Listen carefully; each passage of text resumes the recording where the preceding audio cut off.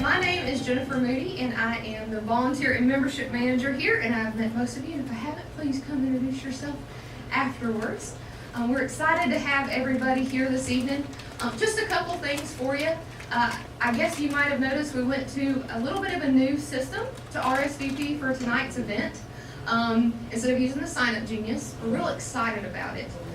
That login page, and if you haven't seen it, what you should do is go to barbermuseum.org, and in the top right-hand corner, there's a login there. If you go there and get yourself set up, and what I suggest you do is use the email that you usually receive emails from me on. So if you receive emails from the museum, use that email to log in.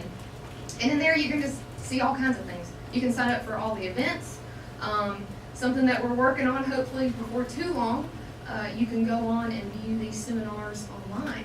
That's what we're working towards. So familiarize yourself with that, because that is our new system. But to get to tonight's presentation, Mr. Jeff Ray is going to be doing our presentation this evening. He is the executive director of the museum. Jeff is what we refer to as one of the originals of the museum. He is one of... I can't take a hint. No, he is one of the first 6 that started here back in 1989, I believe is when it started. At that point, they were doing restorations specifically for Mr. Barber's personal car collection, and then from there developed into what we have today. So he is the man involved in everything administratively, and also down in restoration, extremely involved, heavily involved in all the projects that they do down there. So if you have any tough questions at the end, this is the guy to ask. Without further ado, Mr. Jeff Ray. Well, thank you. First, I'd like to, Jennifer, stand by this way. I'd like to, everybody give a nice applause to Jennifer Moody. She's a fantastic As she said, we all wear a lot of hats here. I don't have time to put these concepts and these ideas together, but she comes up with these great ideas as benefits for our membership. And just, again, she does a great job, so we're proud to have her on board. Second thing, though, I have to say, she's brought you here to cross premiums. You notice it says restoration celebration? Not tonight. This is a preservation celebration. And we're going to go through a few things on that as we go through the evening. We thought we'd do this one tonight for a couple of reasons. It's a unique motorcycle, but also a lot of questions we get at the museum with the staff is, when do you know when to restore? Our museum is a place where history is preserved. And the best case scenario with every motorcycle we find is something from time capsule, and we just simply move from that location and bring to our location and preserve it. In the real world, that doesn't happen. Most motorcycles, especially in this region, are kind of like pencil erasers. It was a product that served a purpose, it was used till it was used up, and the remains were discarded. Generally, what we get is discarded pieces. So it makes a challenge for us. You guys have come, if you've been to this program before, you've seen the work of Dennis, you've seen what Lee Clark and John Budiani have done in resurrecting components from that basket case, and they've had a few holes in the basket. What we're going to talk about tonight is a project that is fun for me, and we're not going to go into all the nuts and the bolts of the bike, but we're going to go into the nuts and the bolts of why we chose this bike and what we're doing with this bike. So what we're going to start with is acquisition. How do you acquire motorcycles? Well, this one was fun. I'm sitting at my desk at the old location in Birmingham. This is 18 years ago. I've got proof of that if you know this. And I get a phone call. And there's an elderly lady on the phone, and she says, I understand you guys buy motorcycles. Straight to the point. And I said, well, yes, ma'am, we do, but it depends on what you got. And she said, well, my husband passed away a year ago. And he had this old gray motorcycle sitting in our living room. And it's been leaking oil. I knew it was Harley right off. But it's been leaking oil and smelly for a year. And out of respect for him, I've left it there. But it ain't going to stay here much longer. And my neighbor says, you got a motorcycle. So I said, well, this sounds intriguing. Where are you located? She said, Pensacola, Florida. I said, you going to be home tomorrow? And she said, yeah. And I said, well, I'll see you tomorrow. So actually, just based on that much information, this lady calling out of the blue, I said, there may be something to this. So me and my wife, I said, look, kids are in school right down to Pensacola. So we jumped in the van and we head to Pensacola, carry a couple of blank checks. And when we get down there, I meet the heirs to this gentleman in the gray jacket. This is Frank Toombs. Now, I didn't know who Frank Toombs was, but when I got there, I found out this was Frank Toombs. The little bike in the photograph right here was Frank Toombs' motorcycle. This is a 1912 Harley Davidson single. It's on display on the fourth floor, totally original, unrestored. It has had a set of tires put on it around 1968 when this picture was taken, when that gentleman last rode his motorcycle. And that was the bike I was summoned to see. And when I sat down with the lady, I mean, when I walked in the room, it's hard to keep my composure. I said, you know, this is a find. And I said, well, Miss Nan, what are you thinking on this bike? She said, I'm thinking it needs to leave. I said, well, I can understand that, but, you know, what kind of price are you thinking about? And she said, well, my neighbor said it ought to be worth at least $6,000. And I said, well, your neighbor's wrong. It's worth twice that. Let me buy it first. I wrote her a check for that. So, you know, I'm giddy and excited. My wife's sitting in the van, so what's taking so long? And I'm, you know, rolling the bike out to the truck and trying to get in the back of the van. She says, by the way, there's another bike here. And I said, really? She said, yeah. My husband's uncle owned the bike, and he had a dealership in Loveland Park, Colorado. And I think it was a delivery motorcycle that they used with the dealership, because, you know, this was his bike that he rode around, but we got this bike. He said, but my husband had taken it apart when we moved a couple of times. It was in a storage unit, and upon his passing, I had to clean the storage unit out, so I had to hire some people to bring this disassembled bike back to the house here. And I said, okay, well, do you mind if I take a look at it? And, you know, in my mind, I'm thinking about a, you know, strap tank Harley or a saddle tank Harley like this with a sidecar unit and a box on it, which would be a cool addition to the disassembled. What I found was pieces of this. The bike had been disassembled. And, you know, when I first looked at it, I was like, oh man, this is a project. This sure enough got some holes in this basket. But I got to looking kind of close, and there were some really weird things that were intentional. And if you look at this thing down the line, you notice that the gas tank is kind of screwy, it's offset, the seat's really offset, and it was a puzzle. And I said, what is this funky metal? So I keep looking, and all of a sudden, she said, well, here's the sidecar frame. I look at the sidecar frame, and I said, whoa, wait a minute, something wrong here. This is a Flexi Flyer sidecar. You wouldn't see the service box attached to one of these. So we're digging through her garage. It's kind of like an Easter egg right now. I come across a set of forks, and I look at them, and I said, what a cobbled up bunch of goo this is. You know, why would somebody do that to a perfectly good set of forks? So, you know, here I am, I'm just trying to process information, trying to put all the pieces together. And then I find this. This is the sidecar rim, tire, and spindle that goes with the Flexi Flyer unit. This is a Firestone racing tire. And I go, wait a minute, this is no, you know, she's saying delivery unit, she's got this. And I got looking at the engine, and I finally found the motor. And you really can't tell here, so I invite you to look at this with the engine number. It's got an M, I think it's 366M engine number on it. Well, that matches no production engine number that Harley Davidson did for consumer use. I said, ooh, you may have something. So looking at, you know, the condition of the engine, this was outside, by the way, everything else was in the garage. There's just some unique features on it. There was skin locations, there was the port of the exhaust, the angle of the exhaust ports, the angle of the intake and everything. It was just really strange. And as I said earlier, this was 18 years ago, so here's a clue for sure. Look at the dark hair, that's me. Of course, the uniforms haven't changed much since then. We did change in the age and all. But we had brought the bike home. I negotiated the same deal with her on the other bike. She told me what she thought it was worth, and I wrote her a check twice on that. Because I knew it was something special, but didn't know what special it was. So we started doing research. And before I left, she said, I want to give you something. And I said, my husband had a few trinkets from his uncle's collection of stuff. And she gave me a few pieces of paper that has some old photographs copied on it. She said, I think I've got the original photographs, but I'll send stuff to you as I find it. So what started with a quick visit to Pensacola, I left there with two bikes in my van that were awesome. Not quite sure how awesome this one was, but I knew the other one was awesome. And that's where the research starts. Because, you know, you can't know everything about everything all the time, but you can research what you have to figure it out. So we started putting pieces of the puzzle. And I get back to the shop, And Brian's there, and I told him, I need you to look at this, what we got. And I think he was scratching his head about as much as I was. And you know, if you don't know, find somebody who does. So we tapped into two resources we had. A gentleman named Dale Waltzer at Wheels Through Time Museum. At that time, he was still in Mount Vernon, Illinois. And we also called Stephen Wright on the West Coast, which he's probably the foremost knowledgeable person on early American race bikes. And we sent a few photographs, and we sent a few little clues, and just little nibbles. And we got responses within just a few moments. And it was like, wow, you got something. And of course, when the boss came in, we were in the mood, and we're going to restore everything. It needs to be painted pretty, chrome plated, and you know, looking like it's brand new.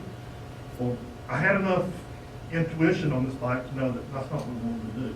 So literally, I had to hide the motorcycle first. We put it in the warehouse at the old location, and that's where it lived. When it moved here, we assembled it, dry fitted everything together, put it on a pallet, and hid it. And when we moved out here, it came here looking like that, and on a rack, and got hid at this warehouse. But we started doing research. Now, there's one thing about conservation, preservation, and restoration. Once you do the restoration, you can never go back. If you feel that you don't know for sure where you need to go, you can always take it to a restoration level, but do the preservation. Put it back together, keep all the pieces together, and you'll never lose anything on it. You can always take that next step when you deem necessary. This particular bike, we were still confused about it, and I'll be honest, confused as we were. We didn't know what to do, so this is how it lived, but we started doing research. And then we started putting pieces of the puzzle together. Because she had given me the photographs, so it was a clue. This is a photograph of Frank Pitts in the Harley shirt. I got a parcel in the mail about 6 months after buying the bike. See the sweater? That's Frank's sweater. This is Frank's sweater. I got this photograph. I got this photograph. Now this was confusing. This really kind of blew my mind because a couple things existed here. If you look at this motorcycle, this is a period racing piece from around 1917. Well, what we have found is the M motor dated to 1960. It would have had a Keystone chassis. This is a Keystone racing chassis. But it's got Merkle front forks on it. This was something that was suggested on grass track and flat track racing bikes. It's got the low swung racing bars on it. It's got a gas tank that looks like an Indian gas tank. Most early Harleys had two-piece tanks which set up on the frame and covered the frame. The other thing that you really can't see very well right here is a very unique rear hub. It's called a slipper hub. It looks like a friction hub. And my understanding of it was that under throttle and pull, it would grip, lock, and go. And then when you back off the throttle, which was the only brakes the bike had, was to be able to friction brake or let the engine brake down, it would kind of release and let it freewheel a little bit to carry some speed, which we thought was kind of interesting. So we had some clues to work with. And then the next picture, we had some race results. And you have to go through a lot of publications because racing is popular to the racers, but it really didn't carry a lot of merit to just general news and stuff. So a lot of magazines you had to comb through the period. You start finding references to Frank Pitts. Most of the time it was in the Loveland Park, Denver area. Had a lot to do with Pikes Peak. And he was the arch nemesis to Floyd Clymer, who raced for India, raced all over the country. But he was the guy that gave him competition when he came into the area. Then we had this photograph. And all of a sudden, we're starting to see the bike that we think we have. Oh, we still have the end frame tight, but the frame's been changed. Now we're in a short couple frame. And we now have a Harley-style front end on it that's been reduced down to the main beam. They've taken the spring beam off of it. And we still have the slipper hub. And I want to go back on one thing on this photograph. You notice this is a single cylinder engine. The front cylinder's been taken off. They raced it as a single, and then we changed the crank and raced it as a twin. And that was you know, racing today, people have a stable full of bikes. They got 6 bikes, one for every racetrack they go to. You know, a lot of money being spent. These guys were, quote, privateers, and they didn't have those resources, so you had to work with what you had. So this is Frank again on the bike, and we're still seeing the short couple frame with the end frame tight. And then another clue that we found, which really started making this thing come together for me, was all the clues we had. We see that in 1920, Frank finished third at a sidecar race. And that's what we had to work with.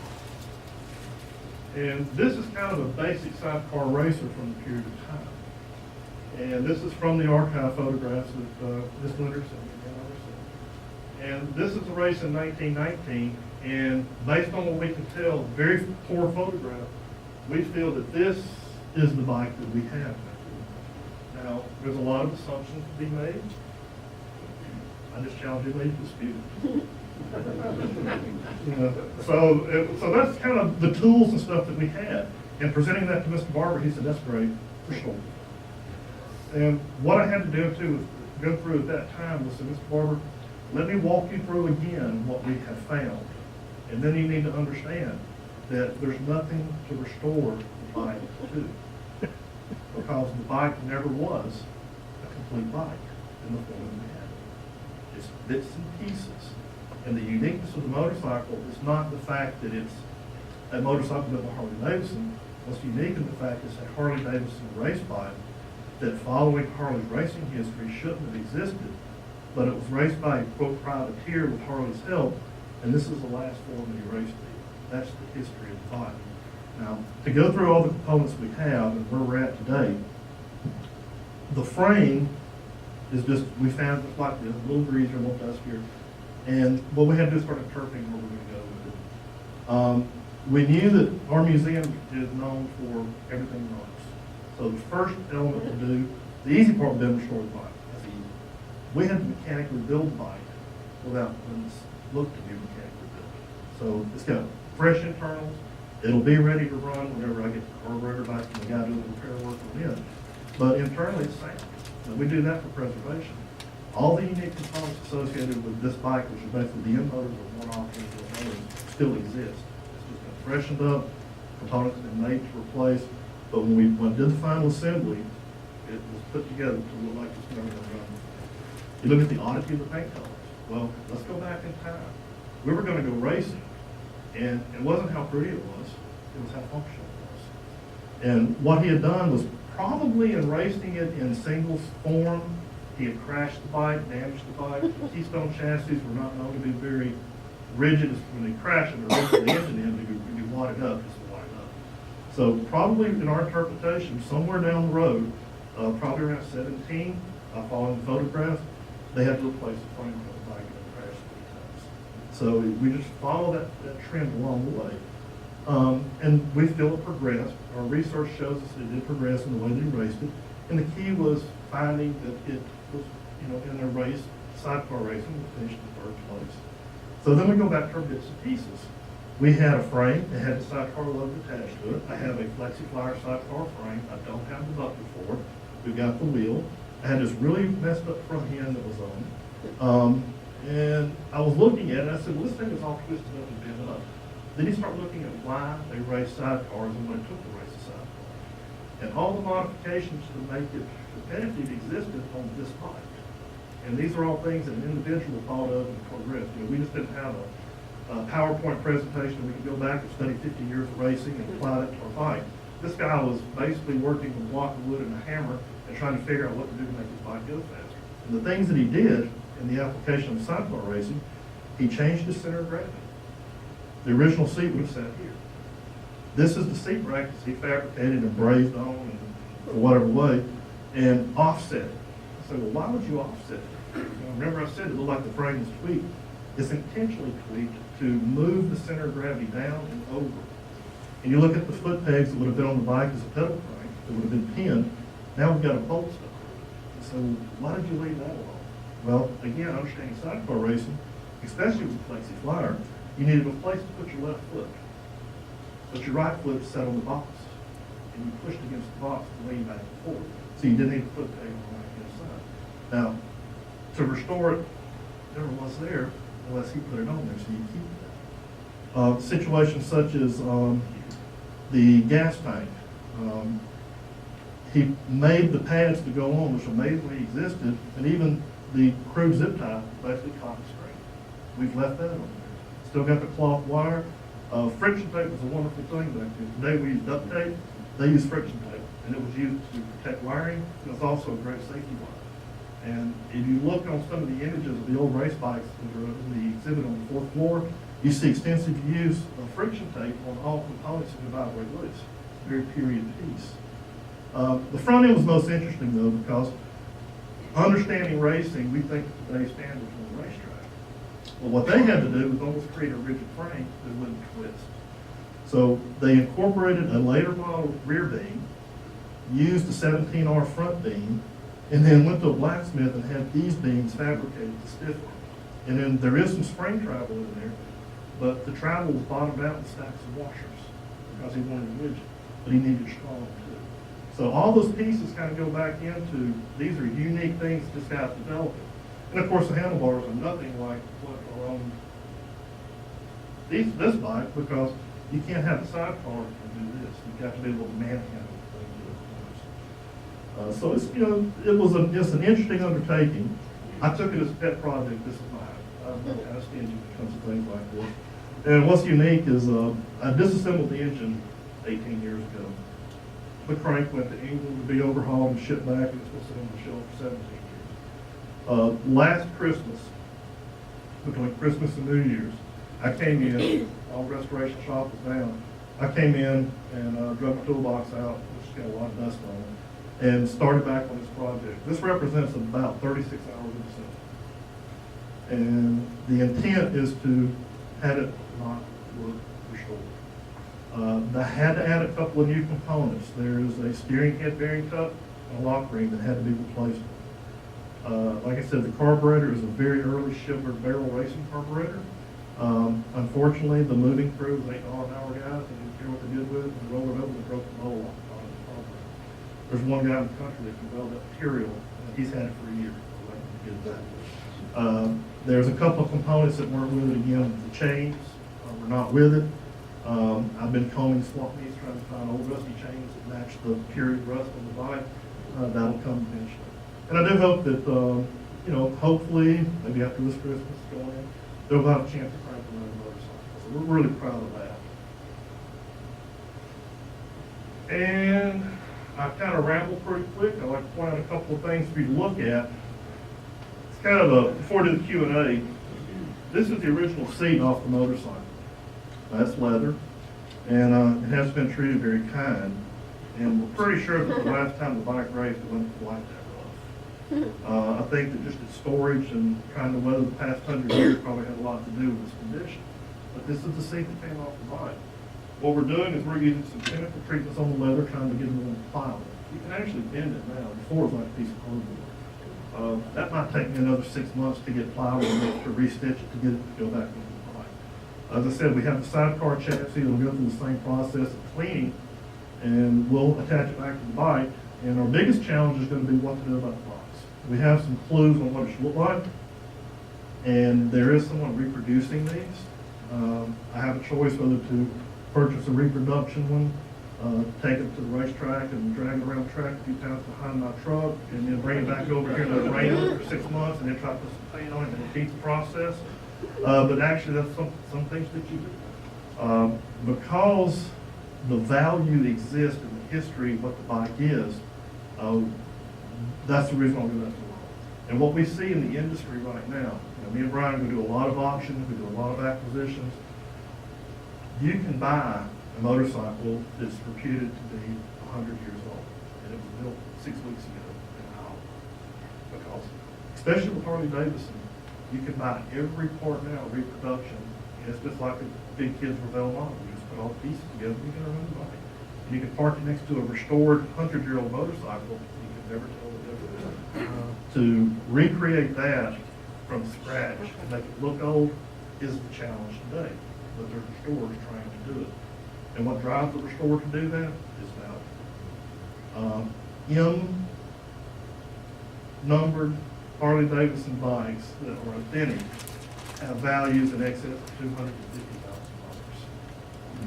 So that would stimulate someone to recreate that. And this one, you know, it's real. You look at it, it's real. It smells real. It feels real. Looks real. And this is part of what our museum is. We want to represent history. We don't want to recreate history. I don't want to get into the business of recreating history. We simply want to take the tools that are given with us and preserve those for future generations. And our biggest challenge right now is the generation that's 18, 20 years old today, when they get 50 years old, they're going to be issued motorcycles. That's a scary thought. So we're trying to create enough interest, create a place to take in that interest, create a place where granddad can bring his grandson and say, this is what I used to do, and try to stimulate that interest, and you can come get inspired here. So what I'd like to do now is just give you guys a chance to answer any questions, and let's see what's out there. Any questions? Was it a single cylinder engine to start with? No, it was always a twin, but because of the racing regulations, you could run it as a single or as a twin, like 500cc or 1000cc. It was a very commonly used trick to just simply have a couple of crankshafts, one's a twin, one's a single, and you just block off the front and the rear.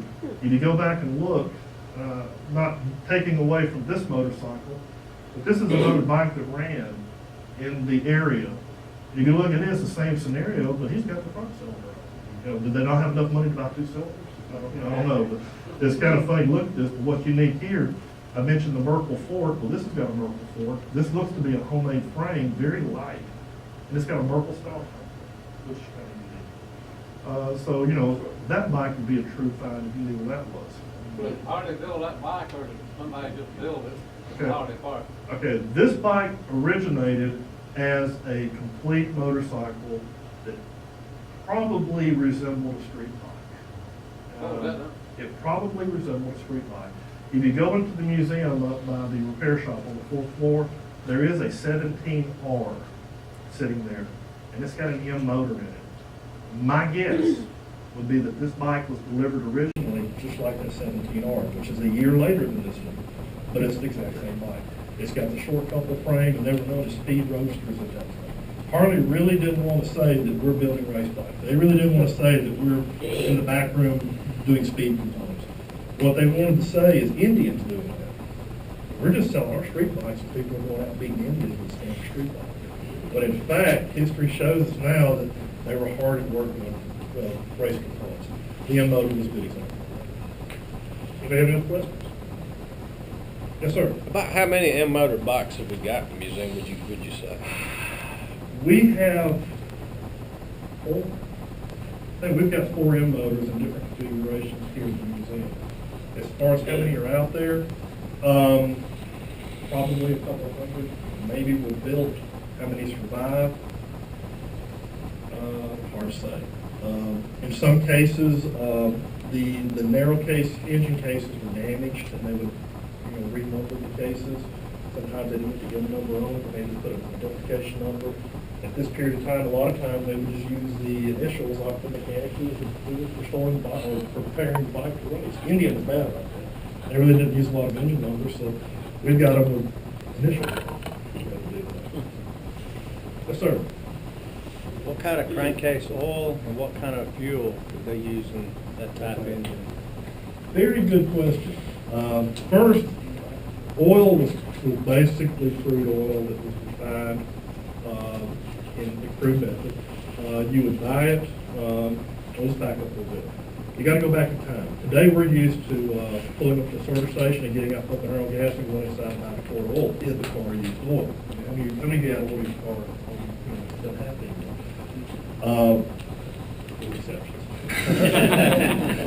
But we got to go back to 1916. How many Exxon stations do you think in street cars? Believe it or not, you bought your fuel at a hardware store or a drugstore. You bought your oil the same way. A lot of times oil in a glass bottle. If you got it in a small container. Once they did start selling it in bulk, it was a crank. And you had an oil bottle you pump it into. So it was kind of almost a quart or thereabout a quart. Another thing to look at is, if you look at this tank, it's got 2 holes. How many nozzles do you think will fit in that hole? Because gas can come out of a gas pump at that time. It came out of a bottle. It came out of a container that you had. And your oil is the same way. We say, well, why does this have 2 holes? Well, this tank, this is the oil tank. This is the gas tank. This is the oil pump. It's an oil pump. Well, on a race bike, you had a total loss oil system. So the way the engine is designed, the oil would pass from the tank through the working components of the engine and will be discharged onto the chain, which will hit the ground. Environmentalists love that. But that's the way it was done. So you're constantly adding oil, you're constantly adding fuel from a stop that you would make at a mercantile or a drugstore or whatever. And again, you got to take back in time what was there. We didn't really start seeing a lot of fuel pumps around until 17, 18, and generally they just transfer fuel from one thing to another to get back into the vehicle, especially motorcycle. Any other questions? Yes, sir. Yeah, what kind of documentation did Harley Davidson do on the M motors? Did they have a lot of documentation for you to go back on or not? Harley has some documentation. We haven't found an archive of numbers. We've got some pretty interesting contacts with Harley. They're actually going through their archives and learning as we go as well. Honestly, at the time that we got this bike, we had better resources and outside sources such as Steve Wright and Dale Walker than Harley had that. Production numbers, Harley did great on production numbers of production bikes. To document what they did for competition, we're not solid on that yet. That's where it leads it to interpretation. And it goes back to when you do a restoration, I call it interpretation because unless you've got the guy who built the bike standing there with you telling you what to do, you're having to take this information, compile it into one method that you're going to apply and do it, and step back and say, dispute me. I've done the best I can do based on what I have. I got a pretty shiny motorcycle. And so that's why I call them interpretations more so than restorations. This one, like I said, this is a preservation. We're taking what we had, we're just making sure all the pieces are in the right place. We're trying to conduct the research to get us to where we need to be on what this bike actually was. And then I'll say dispute it. And I feel better about this. Any other questions? Yes, ma'am. Well, to follow on to what you said, it would be an interesting, because what you just said about how you get the oil and how you get the gas, some of it I knew, but a lot of it I didn't, and I'm, your age. But you've had the opportunity to do a lot more research. I work at the That- service that- station. That would be, but that would be an interesting for one of your photo display. That would be really. Well, that's some good insight because, again, one of our downfalls here at the museum is we assume everybody knows what we know. And that's our learning curve. We're finding out that we need to help people understand from our point of view. Jim, Yes, sir. what kind of horsepower and what kind of speed was expected out of a bike like that? Oh, 18 horsepower, 20 horsepower. On the track conditions that they would run on, 60 miles an hour. It's just like today. That's like how fast can a bike go? That's a great question. That's how fast can a bike go. Well, what's your conditions? Are you vulnerable with tall gearing and got a push vehicle to get you started? You may do 260 miles an hour. If you're leaving out of here trying to get the Chevron, you might get up to 50 miles an hour for the same big vehicle. So it's kind of interpretive. These things are greatly confused with board track racing. Most of the time you talk about teams, racers, people automatically say board track racing. Well, there were quite a few board tracks in the industrial areas, but we saw more of these bikes racing at the fairgrounds on like Surrey tracks and horse tracks and stuff like that, or in cornfields that were set up to be a racetrack, whether you call it flat tracking or grass tracking or even motocross. In the Denver area, this bike probably saw more action on dirt than it did anything else. But it could be classified as board track racing based on what history has progressed into. All these pictures came from that lady's collection? All these pictures staggered into my office over a period of a year from the end. That's correct. I And just they're all wondered, from the local park area. I wondered if, like you did the pictures here in the museum for Birmingham, Mm-hmm. I wondered if you contact the Denver newspaper, if they had archives of from their fairgrounds racetrack. They had old pictures. We did that, like I said, this is 18 years ago, and this is long before computers were kind of where we're at today. Right. And they were using discs.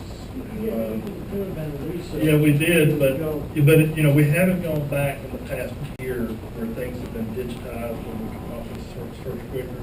And that's part of the process we do. Before this bike is on display, it will be kind of an interpretive exhibit. What I'm doing tonight orally, we're going to present that because the bike, when you first walk up to it, you're going to go, really? With all this shiny, pretty stuff in here, you have this? So we owe an explanation for that. So we'll resort back to that. We did take some of the clues that we had about Frank Coombs. We understood that Mr. Coombs had two nephews. One nephew got the bikes, another nephew got the property. I contacted the lawyer who handled the estate. And this goes back 15, 16 years ago, some actual letters still in the file, where, said, I identified who I was, who I worked for, it's Congress collection, and said, I understand you handled the Coombs estate, with a whole list of things. I got a really nice short letter back from him that says, confidential information, wish I could help. And that's kind of the roadblocks you run into trying to chase that stuff down. But since everything's been digitized, the media is a great way to go. This actually, we found this in our library, this particular story, and this was located through our library as well. So this, the actual photographs that we have came from Dan Leonard. The rest of this is just samples of some of the range. Not all of it was just samples of what we used to get the photograph. Did you say that his brother or uncle owned a motorcycle dealership there? It was Frank Coombs owned the dealership in Lombard, Florida. The gentleman the estate that I got this bike from was his nephew. The nephew's wife college. So being ding, ding, ding, ding. right, so being a dealer was probably how he got his hands on that motor from Harley. And that's the way Harley would do it. We do it today. We do something to get factory up. They said, look, you're in this region.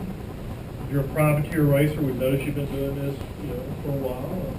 We got Indian eating our Wheaties at the racetrack, and we don't like that. And we'd like to utilize your services to help us get a better image of ourselves. I'm sure that, one can imagine all kinds of conversations. But like I said, don't tell anyone what we're going to have. And like I said, I wish I had it. For some reason, I had a brain fade. I ran across a publication at a swap meet sometime, I didn't buy it, but it was Harley Davidson's accessory catalog. And in the accessory catalog, it listed two things that caught my eye. Like I said, I had a brain fade. They listed some competition components that you could buy from Harley Davidson. The catalog was from the 16, 17 year olds. And the two things that were in the catalog was an in-frame gas tank, or a sprint tank. Now, this is not, I've only seen another picture of a bike with an in-frame tank. And that's the bike that Harley Davidson sent to Brooklands in England in 1918 to do Brooklands. And the other bike is a real tank that we have here. We know it's real. You look at it, you look at the holes in it and stuff. But also, if you look, it's been painted a couple, 3 times. You can see Harley Davidson through all the layers of paint that's been redone. And it's been beat all to pieces, so you know it's been used in racing. The other thing that was in that catalog is that rear hub. And there's a collector in California named Daniel Stackpole who prides himself on being the foremost expert on Harley Davidson Race bikes. And he referenced the same catalog I've mentioned. He said he's seen the hub, but no one's ever seen the hub before.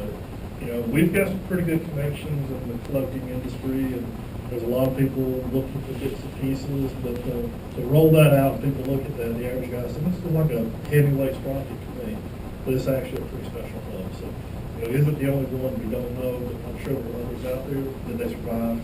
We've had 2 medal drives and 2 wars, and bikes that didn't run around the scrapyard. Yes, sir. When the bike is on display, will the sidecar be attached? Yes, we will put the sidecar on it. That's why I said I've got to get that box and drive it around on the truck. We'll get it there. Yes, sir. At one point, you'd mentioned that tires have been changed, and I get questions in the museum. This bike, original tires, production tires. Can you just kind of give us a little overview on that? Okay, the biggest challenge we have as far as keeping anything going would probably be the tires. If it wasn't for Porky Coker up in Chattanooga, we'd probably be a pickle. Porky is passionate about motorcycles and cars. He started out in the tire business that his dad had, and as a hobby started trying to help out other car guys locating old tires. Then he got into where he could, pattern and have the tires built. And then that carried over into his passion for motorcycles. And if you ever look at his tire catalog, I really don't know where you would buy a tire from other than Porky. And and it didn't come from Corky, we looked real close, it was Maybach. And it's rubber, it's synthetic rubber on the new one, the old ones, they were rubber. I'll show you what happens with one that is an original tire that's 100 years old. That's what it looked like right there. I'm glad you asked the question. Because if you were to touch it, the brick on your house are probably not as hard as what that tire is. And the only way you're ever going to get it off that rim is take a hacksaw to it. But the compounds at that time were natural materials, and that's what happened. Even if it was in a perfectly climatic controlled environment and never was taken outside or saw UV, it probably would be a much serviceable tire. The ones we see that are preservable, things built probably post-World War II, those tires, you can generally preserve those, and for display purposes, keep them on the bike, and I really ride them. And that's just kind of the industry accepted standard. You're going to ride the bike, you're going to have to replace tires. Yes, sir. Notice the sidecars on the right-hand side. Yes, sir. What about back in the period over across the pond? Was theirs on the right-hand side? Well, you know, there's, they drive back. But, Well, they always go around that way. well, we standardize things a lot in the world as far as engineering is concerned, due to experience. The sidecar location, we have them on the left side here, and on the right side. There's no standardized way to do it, but the standardization came in manufacturing. It's easier to make. That's true. Yeah, but on racing, you pretty. But the ones we've seen racing, they usually ran counterclockwise. Well, I thought this is a race bike, that's what I was talking about, racing bikes over there. Well, in the Brooklands, when you go and study Brooklyn, which is the high bike speedway, and we know speedways today, that's where a lot of time trials were done. And when you look at photographs of Brooklands, there's sidecars on either side. And it wasn't a standard. And interesting about standards, Harley always had the throttle on the left. And until it was standardized, the Indian's throttle was on the left. When Harley's on the right, Indian's on the left. And you said, well, why was that? Well, Indian wanted to target law enforcement. And I said, if you're shooting a gun, you need to go to the throttle and use your right hand to shoot the gun. But that was, but for me, if I get on an Indian right now, I'm just twisting the blade there, trying to get this thing to go, and it ain't going nowhere. It's just standardization that we're starting moving, and we see on the right side. Just a little trivia on the sidecar. If you go to the fourth floor, there's a Yale sitting there, and it's got a sidecar box on it. And for some reason, the tire is about this far away from the box. So why in the devil would they do that? And it's just all this speed, the space hanging out there. You can't do anything with it. What you do? Put your lunchbox or cordwood on it, or why was it out there? Well, we're thinking about road conditions today. If you go back to 1920. You had a lot of dirt roads, muddy roads and stuff like that, but you also had wagons and you had Fords and Chevrolets running around. And they had wide wheelbase, so you had ruts. So if you didn't have that wide base on the sidecar, you would wind up having to put the sidecar up on a mound or put the bike up on a mound or a wide line to follow the ruts. There's things that just happen through time that develop themselves leading to it. You got any questions? Yes, sir. Will you ever run that or display it as a single cylinder? This will be run. It's almost like the wolf mower up there. To run it, we would probably have to crank it on a stand and not have the drive to the rear wheel because there's no clutch, no transmission. And the thing is designed to run at basically a wide open speed. So we will probably run it, but to see me take it on the track, Try the one cylinder instead of the twin? No, the history that we have on it, where we understand it to be, it last raced like this. So if I wanted to build a single, I would try to find a single. And if I couldn't find a single, I do have an Indian that's done that same way. We'd probably build that up and run it as a like. Any other questions? Yes, sir. Yes, so this just have a kill switch and no throttle? It's got a throttle, but it also has a kill switch. The reason why you would use a kill switch was to help that engine brake. And that's basically the only brake that you had. And it kind of was null using a slipper hook because it would release a little bit, not bind something. But you still had that way to shut it down. I'm pretty sure it was a requirement from the racing section wanted to have a kill switch on it. Simply because of the history of the racing motorcycles with the teams and some of the incidents that took place, like the four tracks and stuff. Any questions? Yep. So did you find any literature saying that the racer, Mr. Coombs, was on Tux Peak? Yes. He raced that way? We don't, well, again, we found great text, very little photo documentation to put this person at this place at this time. The things that we found are things like, still, we found things like this. Like I said, this is dated 1920. And that's not Frank Coombs, but he's mentioned in the title. These are Harley Davidsons. That's a Harley to the one side, you've got Indian Riders on it. That's why I never understood, you got Harley front fender on the bike, I'm pretty sure it's a Harley, but they got it titled as Indian. But we found pictures like this, and then we found stuff like this to kind of help us out, but nothing to tie that directly into Frank's team. Any other questions? Yes, sir. You mentioned the kill switch. When I think of a kill switch, I think of like a marine kill switch or the older bike switches, where you pull a pin out. Is that the way this is set up, or it's just directly opposite? You gotta have enough wherewithal to say, I gotta stop this. Yeah, that's what I think. That's what it looks like. Well, you know, I say it jokingly, but it's true. From a component of the motorcycle, the rider is the cheapest part of the place. You know, there's no brakes, no clutch, no transmission. The object of the game is to get there first. Especially on the board track bikes, you go look at that exhibit up there. You know, remember you're not confusing this with board track racing, but with a kill switch, you're racing on a wooden track at a 30 to 45 degree banking. You go 60 miles an hour on a track that's saturated with oil because all the motorcycles are spewing oil out of it. That's where it's slippery. And, you know, the only thing they wanted you to be able to do is just hit the kill switch if you needed to. They didn't want you putting on the brakes, whoever's sponsoring you or doing whatever. But, you know, very seldom do you see brakes on a racing motorcycle. Any other questions? Yeah, so would this one be like some of them, like some of the board track racers, you would pedals started, or would it have to be towed or pushed or whatever? Very good question. When the bikes were built, they had pedal cranks on them. And the pedal crank up there is used to crank the motorcycle rolling, whether it was on a stand, and then be able to crank it up. Because you didn't have a clutch on this, you would have to crank the wheels off the ground to get it rolling. But you got to remember, this thing is a long stroke, torquey little motor that if you had it running on stand, you roll it off, it's gone. No clutch. So generally what we would see is they would pull them off. The reason why they would probably pull them off is because you didn't have a solid surface like asphalt, you're on dirt or cinders. It's a high compression, long stroke engine. So generally you would just do a compression release on it and take another motorcycle or they would pull it off. And again, I keep referencing the fourth floor because that's where early bikes are. There's some period footage up there of some bikes starting a race on a board track. And if you look real close, they're pulling the bikes off to get them started, and then they do a roll and start. They keep circling the track and all the bikes get together and they drop a green flag.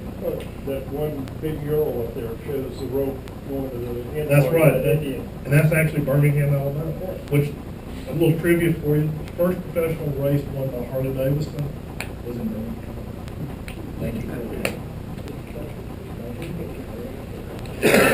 Any other questions? Where was that track? Sir? Where was that track? That track was the track that our illustrious mayor 2 periods ago had torn down and built in place. That was, it still existed in its current, its racing form until they built a football field in the middle of it. And then tore it down. That was our loss for sure.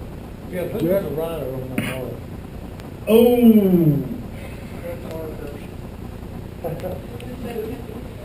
Where? Red Parker. No, I think you need to check that. It's listed up there. I can't remember what it was. You stumped me on that. Sir? Gene Walker. Gene Walker. Red Parker. Jeff, there's the answer to your speed. 5-mile race in 5 minutes. Yeah. 60 miles an hour. That's it. In 1 second.